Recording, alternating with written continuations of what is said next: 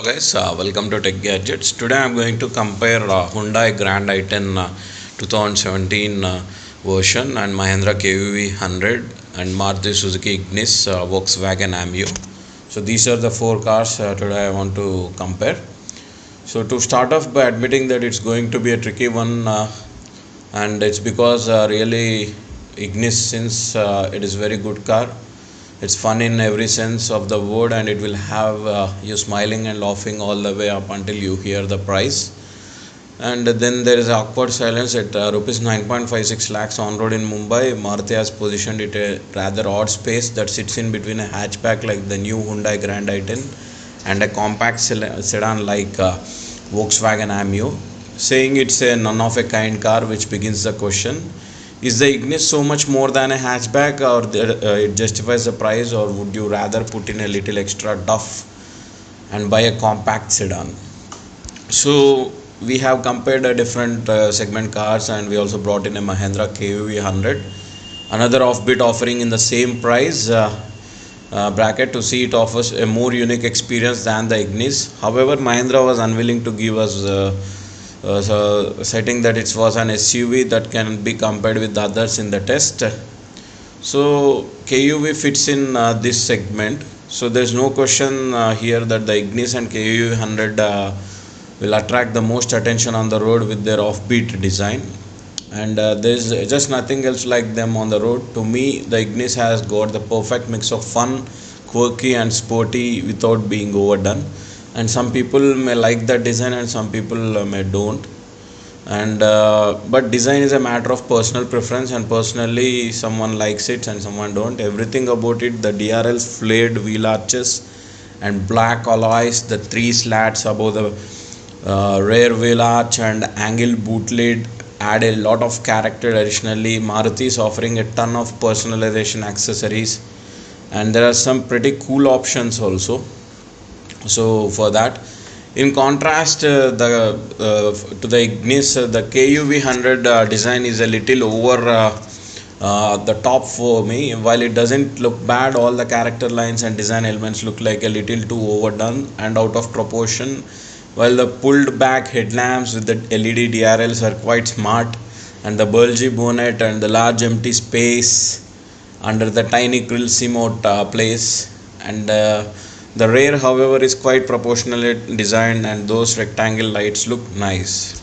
And after Ignis and KUV100, when we come to the Grand i10, a facelift version that might be a little hard to believe unless you pay attention. The front end gets a large new sporty hexagonal grille, a new bumper with sportier fog lamps, housing and DRLs. The side gets no changes except for a new set of 15-inch alloys, and while the rear gets a new bumper with a larger black plastic strip which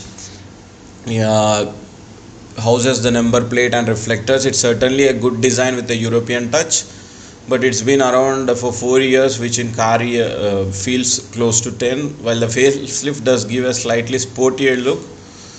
So it's not that upgraded.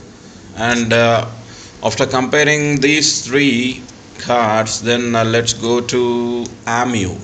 So Volkswagen, however, has somehow managed to keep the Polo's design as modern and as up to date as other cars in the market, with very minimal changes over the years. Since the Ameo adopted everything except the boot from the Polo, it still looks good from most angles. The added boot looks fine from back, but from side it looks like a knife sliced half the boot. But that's an issue we face with almost all sub 4 meter sedans in the market today. And when come to the interior space, like the exterior, everything about the Ignis interior is funky and fresh. So I'll get into the Ignis. This is how the interior looks, and it really looks nice. Touches like the tablet like touchscreen system and the toggle switches for the aircon controls. The black and white color scheme ensures the cabin doesn't look too tiny, but the white does tend to get dirty very soon. There is a good amount of space inside too for 4 passengers. Although there is a seat belt at the back for the 5th person, there is enough space to fit 3 adults backside. So plastic quality is typically Maruti Suzuki's, It's not that bad, but not either good. So unfortunately for the Grand i10, Hyundai hasn't done anything to spur up the interior either. It's identical to the previous car, save for the addition of a new touchscreen system and a climate control. Again, it's not a bad place to be in. In fact, the excellent build quality and ergonomic design along with the beige and black theme make it look and feel far more upmarket than Ignis. And however, we are quite used to seeing the same design for years and years in Hyundai cars. And when come to the Ameo's interior, Ameo's dashboard is identical to that of Polo. That means the quality materials, a neat but simple design, and a very upmarket feel. And it looks a bit plasticky and a bit out of place. The light colors all around the cabin make it feel a little roomier, but once you sit in the back seat, you realize how little space there actually is. The Polo is infamous for having poor knee room, and the Ameo, being based on the same platform, faces the same issue. But it has a boot capacity of 330 liters. And compared to the other cars here, the Mahindra Kuv100's interior looks very basic. While plastic quality isn't bad, it isn't the best either. The dashboard layout is simple and neat, but not as ergonomic as it would be look like. The car we drove the top spec Mahindra infotainment system, but during an earlier test, it's okay. It's not that good. The controls were positioned. However, overall cabin space is quite impressive and sits just below the Grand i10 in terms of knee room, and below the Ameo for shoulder room, where it does fall behind is boot space. It has only 243 liters of boot space. And when it comes to the engine and performances, the Ignis uses the same old proven 1248cc multi-jet engine. You can see the back spaces of different cars. This is the Grand i10 backspace, this is Kuv100 backspace, and this is Ameo's backspace. So these are the different back spaces of the cars. So this is Ignis backspace. Okay. So when it comes to the engine options, the Ignis uses the same old proven 1248cc multi-jet diesel engine, and that produces 75 PS at 4000 RPM at 190 Newton meters. Right from the way it starts up to turbo lag till around 1700 RPM, followed by a quick climb up at the RPM meter to red line. Everything about is just very familiar. The peak engine takes some getting used to, but once you understand the power brand, it's really good, fun to drive. And when you drive that, and the precise click to click of the gearbox when you shift only makes the experience so much better. And noise levels are quite good, but this engine is known to get louder with time and use also. And so when come to the, while Hyundai hasn't done a lot of change in the car, so this is the Hyundai's engine. They have worked a fair bit on its diesel engine. The 3-cylinder unit now displaces 1.2 liters from previous 1.1 and makes 75 PS at 4000 RPM and 190 Newton meters torque from range between 1750 to 2250 RPM. So it has 3-cylinder engines from the outside. The noise levels are so good that you can barely hear the engine inside. Especially on the move, power delivery in the Grand i10 is far more linear than the Ignis 2, and you will find yourself shifting gears a lot less in slow moving traffic. And the 5-speed transmission is super slick and precise, which makes the whole driving experience feel very upmarket. It's more relaxing than unlike the Ignis, and the power fizzles out. You get closer to the red line. So after that, when you get to the Kuv100, also runs a 3-cylinder turbo diesel engine making 77 PS at 3750 RPM and 190 Newton meters from 1750 to 2250 RPM. And the engine in the car we drove during this test was quite loud. On our previous test, we found that there was some engine noise creeping into the cabin, but it wasn't interestingly loud. The Kuv100 feels like a typical Mahindra to drive with a strong low end grunt. There is some lag, but it didn't stop from 30 kilometers per hour in 5th gear. The Kuv is also the most frugal car here with an overall efficiency. So overall Kuv is good, and the gearbox on the Mahindra is quite nice too, but the unusual placement of the shifter takes some getting used to that. And When you come to the most powerful car of this lot by significant margin is Ameo.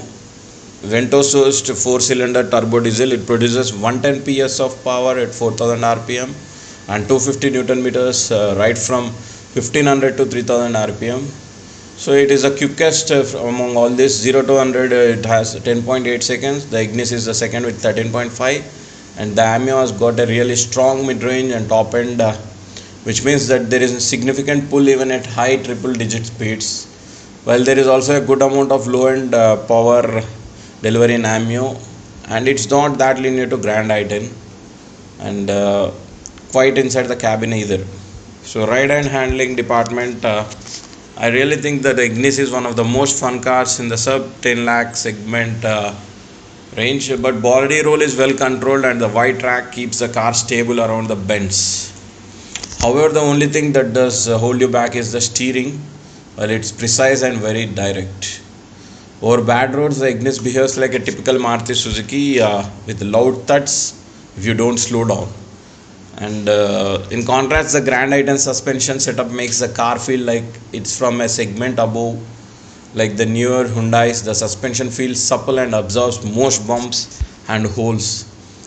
With a nicer sounding thump rather than a thud, it also quite stable on highway till around 140 km per hour. After which, the lack of top and grunt holds you back rather than stability. So, however, the softer setup means that it isn't most fun car to drive down a mountain road because it tends to roll more than the Ignis when you push it additionally. And the Grand i10 steering, which really is a big improvement from the previous car in terms of feel, and still isn't among the best. And the Kuv100 suffers a similar problem with its steering, except when the Grand i10 steering weighs up at higher speeds. This is one of the this one doesn't. There is a fair amount of body roll, but grip levels are still impressive. But it strong suits its rugged, unbreakable feel that you would expect from a Mahindra. So the setup is quite soft, so it absorbs the bumps really well. But it also means that with a fully loaded cabin and boot, the car gets bouncy and unsettled. On the other hand, the Ameo is a delight on smooth tarmac and easily the most involving car here to drive. And the damping is a little more on the supple side, so the smaller ruts are handled quite comfortably also. So safety and features, Maruti and Volkswagen are offering ABS and dual airbags as standard features on Ignis and Ameo. And Mahindra also scores well here at ABS as a standard feature, while dual airbags are offered as an option. Hyundai on the other hand has disappointed in terms of safety features. While a driver side airbag is standard, dual airbags are available only on the top 3 trims. ABS on the other hand is only available on the top end model. Apart from LED lights available on the Ignis, all cars here except the Kuv100 are almost evenly matched in terms of features. They get automatic climate control, touchscreen infotainment system, keyless entry, reverse parking sensors with a camera, and steering mounted controls. And however, while Ameo is the only one, features like anti-pinch, auto up-down window, and rain sensing vibes, it loses out keyless ignition and Android Auto and Apple CarPlay, while the Ignis and Grand i10 offer it. The Ameo gets a couple of extra points like rare AC vents, and Ameo also giving the cruise control also. So the Kuv100 interior, even in the top trim, is comparatively basic with 2D infotainment system and Bluetooth connectivity, steering mounted controls, and a manual air conditioning system. So the Ignis is a really nice car. It's unique, fun to drive, offers good safety, but all of just doesn't justify with the price tag. And especially when 8.75 lakhs Hyundai Grand i10 feels far more premium than 9.56 on road of Ignis. And so if it's a hatchback you want, the Grand i10 is a more practical and sensible option of the two. And you could always opt for a lower spec Ignis, in which case you will lose out on features like LED headlights, auto climate control, touchscreen system, but still be comfortable knowing you are getting ABS and airbags as standard. But unfortunately in Hyundai you can't get that. So at 9.3 lakhs ex-showroom, the Kuv100 is still stuck somewhere in the middle, and while it's rather unique product. It doesn't offer too many features to make it convincing buy.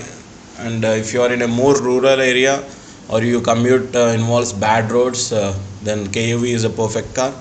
And if luggage space is a priority, a compact sedan like the Volkswagen Ameo is definitely worth considering. The Ameo offers a bigger engine, a bigger boot, and a better driving experience for 63,000 more than the Ignis. But if that's a bit of stretch on your budget or the Ameo isn't your cup of tea, then there are plenty of other cars in this segment. And below 10 lakhs, the Ford Figo Aspire is one of those. And the Hyundai Accent will also get in with 1.2 liter engine soon. So ultimately it depends on what you're looking for. The Ignis certainly beckons with its funky design and fun to drive factor. However, the high price demands serious consideration before making the buy decision. So hope that guys you like this video, long term and the big review on these cars. So please comment and subscribe for my channel for more tech and auto related updates. Thank you.